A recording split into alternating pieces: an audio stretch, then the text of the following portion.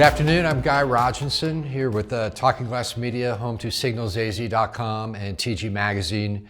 And I've been asked to moderate a fruitful discussion, informative one, with Prescott Unified School District and Prescott Unified School District Foundation about their initiative, the PUSD Budget Override for 2020. And to my left, I have Joe Howard, Mr. Joe Howard, Superintendent of PUSD. Good afternoon. Good afternoon. I have Scott Fagan of Foothills Bank and PUSD Foundation board member, is that correct? That's correct. And you are also the Chief Credit Officer for Foothills Bank, amongst other things? I am. Probably a few other titles? Yeah, like I said, I just show up for work. There you go. And Foothills Bank is our primary sponsor today and made this happen, so we really appreciate you guys and all you do in the community, so thank you. And then we also have Brian Moore, Chief Financial Officer for PUSD, is that correct? Yes, I am. And luckily a former math teacher. That was my main credential for the job. Appropriate track to your profession. It worked. Fantastic. Yep. We really appreciate you having you guys here in the studios, in our offices. And a big part of what Talking Glass Media and Signals is all about is not only transparency, but also solutions and educating the public. And that's what we want to do today. There's a lot going on. Politics are pretty divisive. Don't know why. This is a quasi-political issue. We'll get into that. But really want to understand more about your budget override and what it's all about. So I believe you gentlemen have a short presentation for the public as to what this initiative is all about, and then we can get into some Q&A. Yeah, Guy, I'll just hit some high point topics, some of the main issues of this that we want to get the word out across, and just ask these guys to share a few thoughts about it as we go from there. But the first one is that, and I think everyone knows this, today's students are tomorrow's leaders. And that's the work we do in PUSD and in public schools. And it's pretty important. It's central to this whole conversation. And I know Scott, you feel pretty passionate about that too. I am pretty passionate about it, and I think this is something for all the businesses out there to listen about because these are the future business leaders in the community and the future political leaders in the community, future homeowners in the community, and it's just a really important topic. And the number one indicator that we have for success in the classroom is teachers and putting good teachers in the classroom. And that's what's going to create really good leaders for tomorrow. So. Yeah, and the community stability, the staple of a community, is your school district. And when people come in looking for homes, looking for businesses, what do they look at? They look at, well, how's the school district? Yeah. And it attracts. Yeah, that's the first thing that people, when they're going to move to a community, and if we want to attract high quality people to be in healthcare and to be running retail stores and restaurants, all the things that we love about Prescott, the first thing that those families, if they have kids, are going to look at is the district ratings. So, and I think we all have stories spurred by great teachers. We all have great teachers in our lives, and Brian's been a teacher and a principal, and yourself as well. And I have as well. And Scott's watched kids grow up. We all have. And when we talk about those leaders, to me, the best part of my job is watching those kids from kindergarten to 12th grade and then beyond, and then coming back to our community or going and being successful in another community. These are our leaders, and we need to invest in them. So the next topic that I wanted to just kind of hit for everyone right up front is, why do we need a budget override? And I'll just speak in general. In Arizona, you'll hear us say we're 48th in the nation again and again and again. Most school districts in Arizona have to go to their local voters for a bond, which is stuff or buildings, or an override, which typically is used for salaries. In our case, it's used 100% for salaries. And the reason that our school board asked for another override is because our 2015 override, which passed pretty overwhelmingly back in 2015, is now sunsetting already. And so if you don't renew it, then you have to cut that money out of your budget. All of that money, and it's about $1 million a year, it's based on student count, that all goes to our staff and our teachers, and we have a proven track record for that. I know Mr. Moore knows a lot about why we need budget overrides. Anything you want to add?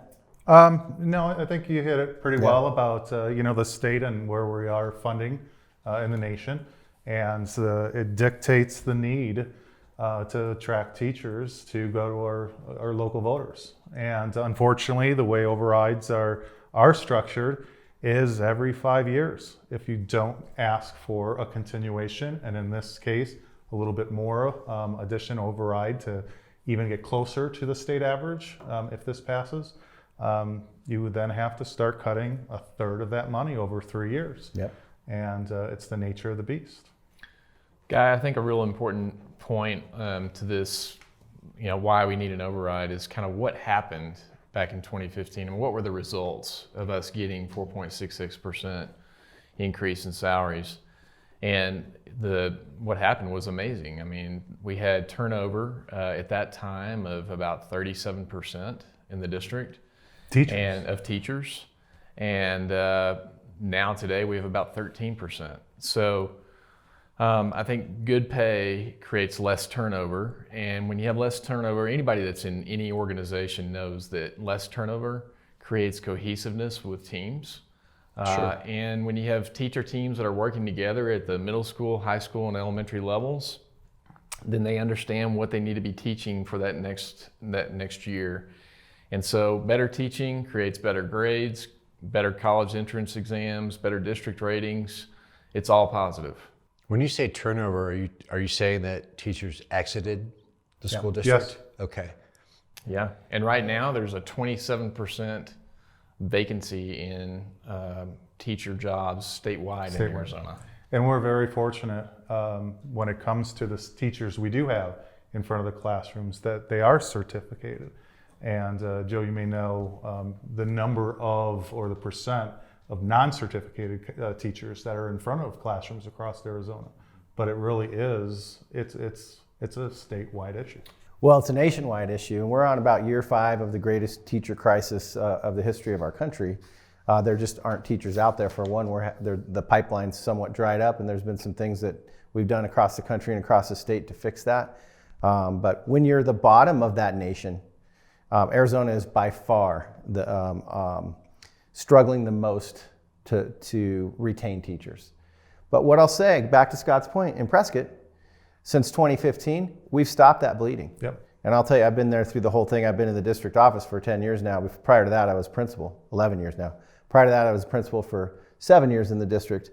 And we went through a phase where we were hiring teachers, and then we were in an unfortunate position of having to get rid of them because they were not qualified and things weren't going well. And I can tell you, if you want to devastate a school system, hit teacher quality. But we've done a great job of flipping that around, and it's not just money, it's culture, it's how we respect our teachers, it's what kind of atmosphere we provide for them. And I'll tell you what happened in 2015 after we'd failed a couple bonds and overrides. In 2015, when it won, I heard teachers say, not thanks for the money, they said, it's so nice to now have community support. And so that was really important to them. And just so that educated across the board, really what an override is you got a pot of money that it's called your revenue control limit. And you go to the voters and say, in 2015, we would like to receive 4.66% more than what that pot is, which is what about $1 million was generated. And in 2015, we were able to give a 5.1% raise to all staff members based on that $1 million. PUSD's governing board is asking for an 8% override, so it's not only to continue that raise back in 2015, but an additional 3.34% more of the pot, which we would use for 100% raises to all staff. And based on my calculations, it's about $800,000 more money that would be collected, and about just under 4% more raise if it passes for staff members in 2021 school year. So one of the questions we were asked is, where's the money going to go? Because we've heard, it's going to go to administrators and bloated, administration. Where's the money going? 100% staff members. My job is to take all staff in PUSD. We know where the 4.66 is. It just continues what we did back in 2015. The additional money, it will be, we're going to get additional $800,000. Here's how much 100% of PUSD staff costs in a year. What kind of raise can we give to all staff members? There are interesting facts when it comes to payment. About for every dollar that we pay an employee, the district, it costs $1.20. Over 20% is in Arizona State Retirement System, Medicaid, all of those other things. And so $800,000 will go far enough to give what I calculate about a 3.7% raise to all staff members. So we talk about funding, we talk about, I hear from you folks, Arizona's at the bottom of the list, sounds like. Where's the funding gone, and why are we in this situation? I think people want to understand that. Yeah. I think I can address it, and it ties into some of the politics that are happening now. But we have an advocacy group called Prescott Area Advocacy Group. It's a kind of a grassroots group of retirees and teachers and things like that. But they've been together for 8-10 years, and they put a presentation together. Shows this graph back when Arizona was number 19th in the nation in terms of per pupil funding. When we talk about these rankings, it's per pupil. So about 30 years ago, we were 19 in the nation. It shows this graph, and it's all about tax cuts. And so Arizona's cut taxes, cut taxes, cut taxes, cut taxes, cut taxes, and that's how you fund education in the other 49 states. Most states fund purely with property tax, and Arizona being one of the lowest in the nation with property tax. Obviously, that's not how it works in Arizona. So these are legislative decisions. These are political decisions. And there has been some relief in it, and we hear from all of the politicians and legislatures that it's the top priority, education, but we don't see any action. And so as we get in later on, I know we're going to talk a little bit about Prop 208, which is a whole separate issue than our override. We've always had to survive with overrides. Prop 208 is an effort to put out a larger fix to education funding in Arizona because the governor and legislators have not created a fix. And I mean, and that goes back to the question about why do you need an override? And before we were talking, the Constitution says you have a right to an education, but it doesn't talk about how to finance it. So that becomes an implied state power. So you have every state operating on a different formula, and ours is broken. Okay, so reading some of these documents, it says in the U.S. The average teacher salary is $56,383. It says the average teacher salary in Arizona is $49,885, and then for Prescott Unified School District, the average teacher salary is $36,396. The override doesn't pass. Are we going to lose teachers and administrators? Just to kind of jump in with some of the numbers, because not only in Arizona, a teacher has a salary, it's their contract, and then also in early 2000s, they passed Prop 301, which was a sales tax, and teachers get Prop 301 monies. And so right now, because the Auditor General does a spending analysis on every dollar that districts spend. Charter schools don't need to have to go through that process, but districts do. And so PUSD is about $6,000 less than the state average. Some of the numbers, like the $36,000, that was around 2015 before the first override passed. So right now, with Prop 301 monies, salary and the Prop 301, Prescott's around 46,000 average. The state is about 52,000, so we're 6,000 less. Okay, so we're just bumping them up and so, respectively. Yeah, and so if the override does pass, the additional 3.7% that we can give a raise will close that gap by half. Will be about 3,000 teacher pay less than the state average. Okay. And it certainly isn't cheaper to live in Prescott versus other areas. Yeah, Guy, the bottom line that what the voters need to understand is we're $6,000 below the state average. And our teachers are being paid $6,000 below the state average. And if we can pass this initiative, we can get them halfway back up to that state average. We can get another $3,000. They'll still be $3,000 short of the state average. And like Brian just said, everybody knows, Prescott's not the cheapest place to live. So it's arguably above the state average in cost of living for us to live here. So, your question is, if it doesn't pass, are we going to lose teachers? Well, I have a lot of faith in this guy. I mean, he has a great culture in the district, and teachers want to be there. They want to work in our district. But I mean, the bottom line is if we start taking money away from, I mean, it's a math problem, and people are going to go elsewhere to go earn a living. Okay. And I just wanted to add, because if it doesn't pass, like Mr. Howard said, over a 3-year period, we would need to cut $1/3 every year. And part of PUSD is we have this proactive budgeting process where we try to balance teacher pay, staff pay, class sizes, and programs. Because if we fall short in one, kids go away. Fall short in another, teachers don't come, or teachers go away. And so at the mercy of one of those things, or a combination, is the $1 million that would need to be cut over 3 years if the override doesn't pass. Okay. So we're hearing a lot of numbers. I want to get into some pointed questions because these are the kind of questions that people ask. Please. So we're being honest. Yep.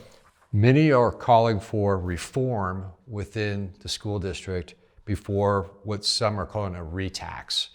What can we do, or what has been proposed to reform an institutional structure that some say at the top is bloated? So I think by your question, you're implying, or that question is implying, that the administrators in the district are where all the money's going. And that's just not accurate. I can tell you that the national average is about $955 per pupil in a district for the administration staff. And that's closer to $500 in Arizona. We are last.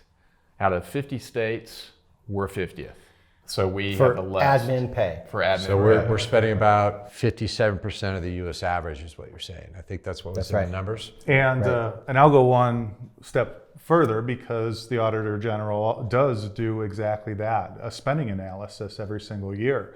So not only are we last as a state in administrative, then Prescott Unified School District gets compared to what they called operational equivalent districts. Same size, kind of the same demographics. So we're compared as Prescott Unified against 11 other districts. And administrative per pupil, how much we spend on administration per pupil is ranked amongst those 11. And Prescott Unified in 2018-19, the last report, we were the lowest cost out of our peer districts. So last as a state, and Prescott runs very efficient and compared low cost at the top. Okay. And Guy, I think that's the question that we see across the nation, and it's a fair question, but we can very much answer it. And I've had even some of our own legislators say to me, you could cut here and you could cut there, and I say, come sit down and look at my budget with me and tell me where I can cut that I haven't already. And what I'll say about Arizona being the bottom of the nation is we run about as efficient school district as you can find anywhere in the world. And we try to be very transparent and let people see that. But I invite people to come in and sit down with me and Brian and take a look at that. And if they could find a way to do it better, we'd love to hear it. But what I'm finding about my colleague superintendents in Arizona is they're being tapped across the nation to say, like, how do you run your school district with that little money? And the other thing that I'll say too, I always have to throw this out there because it hurts us when industry comes into our town and they want to relocate to Prescott and they say, you guys are 49th in the nation. I say, wait, that's Arizona. You have to walk through our schools. You walk through Prescott Unified School District, Humboldt Unified School District, or Chino, and you will see unbelievable things happening. We may be 49th in the nation or 48th in the nation with funding. We're certainly not there with test scores.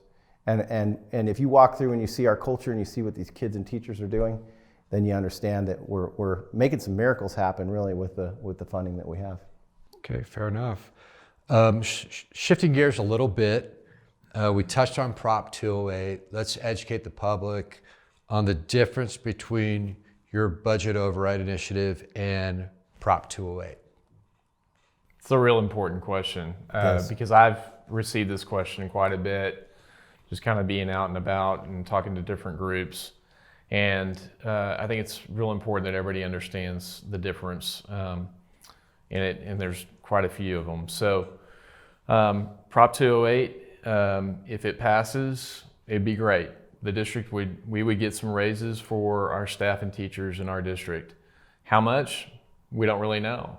It doesn't spell it out too well. It does spell out that it'll be pro rata increases, which means we'll still be below the state average because everybody else gets an increase too. So it's just gonna rise that way.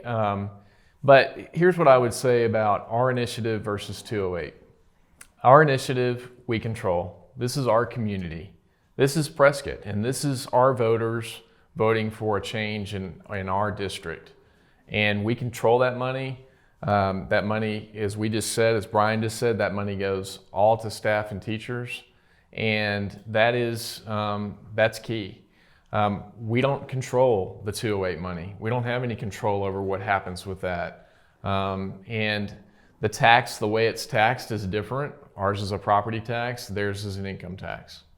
I was about to ask that, touching on, you explained what a budget override is. This is a property tax versus 208, which is an income tax targeted at a specific tax bracket. Is that correct? That is correct. And with the property tax of what we're looking at, I believe the number was the average assessed value home in Prescott. And that's a big difference. It's not your market value, it's the assessed value. And actually you're only taxed on 10% of that assessed value. It's if the 8% passes, it'd be about a $53 property tax total for the whole year. The increase is only about $22. Correct. So it's about 6 cents a day. But let me make a point off of what Brian's saying, because this is really important for everybody to understand. When we're talking about 10% of your assessed value of your home, Guy, your home, the average home in Prescott is $275,000 on an assessed value basis. That home could be worth $500,000. So when you're out there and you think, oh, well, I live in a $500,000 home, that's how it's going to affect me. That's not accurate, because the assessed value is always lower. And it's only 10% of that number. And as I said, it's 6 cents a day. It's about $22 in incremental increase for this increase in override that we're doing. I do want to take this opportunity, since we're talking about this, that we've done something on the PAC side, and it's on our website. And you can go there and see it. We have a calculator on our website, and you can make this personal to you. So you type in your address, it'll verify that it's you, and you hit enter, and it'll tell you exactly what the increase is going to be. What is that website URL? What's the address? I knew you were going to ask me that. And I'm going to tell you that our address PUSD is override 2020. There you go. There you go.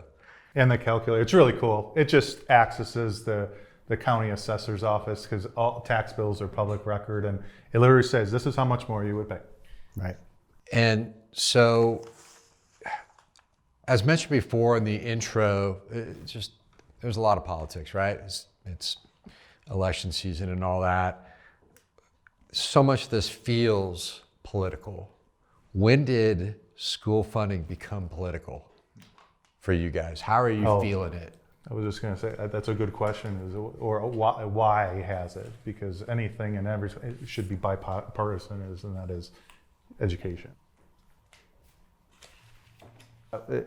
I learned that it was becoming political 30 years ago when I was a kid. And my dad, who was at the time in my job, the superintendent of Prescott schools, said something derogatory about his own party. And I said, Dad, what are you talking about? And he said, they're cutting education, cutting it. And that was 30 years ago. And I argue with him and go, you had it easy. Right. You know, it's been cut so much now. But any politician, any legislator will tell you that education is top priority for them. And our current legislators will tell you how much money they put into it. And they'll tell you about 2020, which 20 by 2020, which was the strike and the raise. That we're grateful that the governor did that and that the legislators did that. But I will tell you, we went from 49th in the nation to 48th in the nation when they did that. And while we'll never say we're not grateful, if we hadn't done that, the teachers wouldn't have come back. They were being paid so lowly. The bottom would have fallen out. And you can see they've continued to put some money into education, and we're grateful for that, but it's not enough. And I'll go back to 208 because you know, like 208 or not, 208 was grassroots. And, you know, I know there's been a lot of organizations that I'm involved in that were working on a different funding formula for Arizona. And I would say the 208 people maybe didn't talk to those people. They figured out their own thing, but no one else did. And so I'm not saying right or wrong. I'm just saying the governor didn't have a plan. The legislators didn't have a plan. We were going to do status quo. And so, but that's the tricky thing. I'll talk more about 208 because that's, just to clarify, that's like a whole look at redoing how we do funding in Arizona, which needed to happen 20 years ago.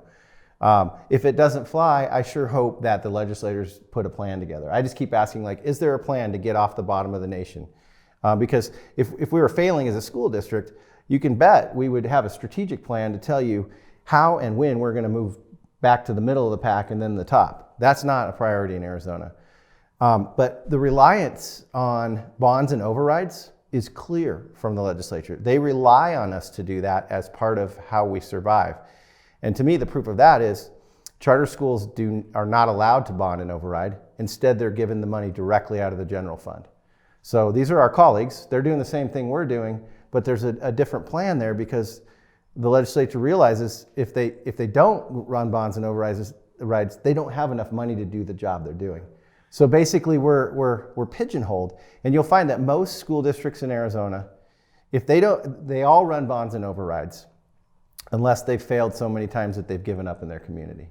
So, you said something that was, I think, key. I mean, if it wasn't an assumption that you're going to operate on an override in order to increase your budget capacity, right? Like you said, charter schools they don't have a tax base, so they can't run an override. So the legislators automatically assume that they would pass the override, so they get more money per pupil.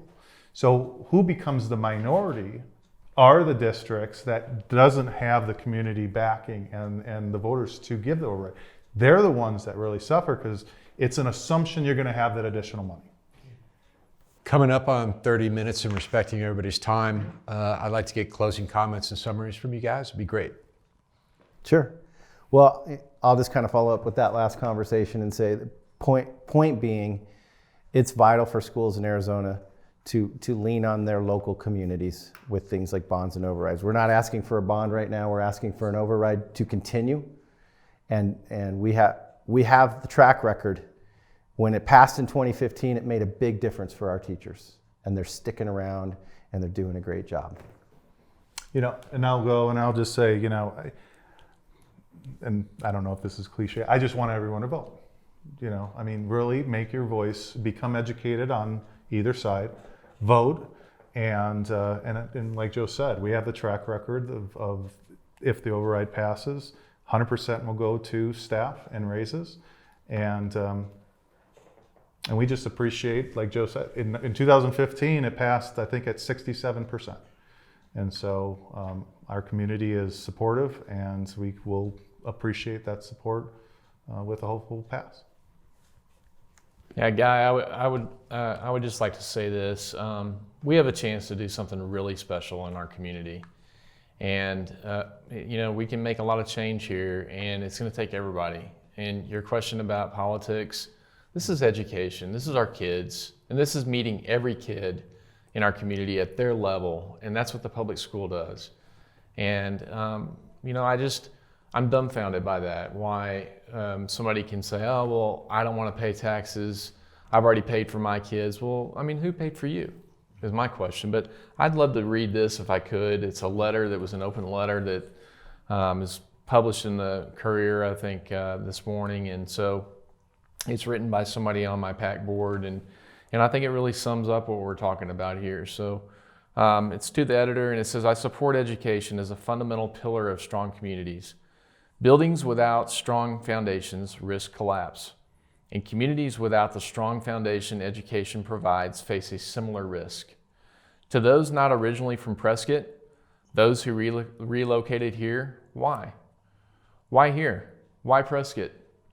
Was it to escape the cost of living on the West Coast, brutal winters in the Midwest, heat and humidity in the South, gridlocked traffic and urban sprawl back east? Was it to retire to a beautiful landscape with 4 seasons and mild weather? For whatever reason, you settled in an idyllic gem of a town, a community not unlike Frank Capra movie or a Norman Rockwell painting, and you'd like it to stay as wonderful as the day you moved here. That takes contribution towards strong foundations. Anyone who has ever had kids in school has already supported education. But is Prescott where the investment was made, or was it made somewhere else? Was that investment made back where you originally came from, before relocating to Prescott? To keep Prescott an idyllic gem means keeping its foundation strong, community pillars intact, and education well-funded.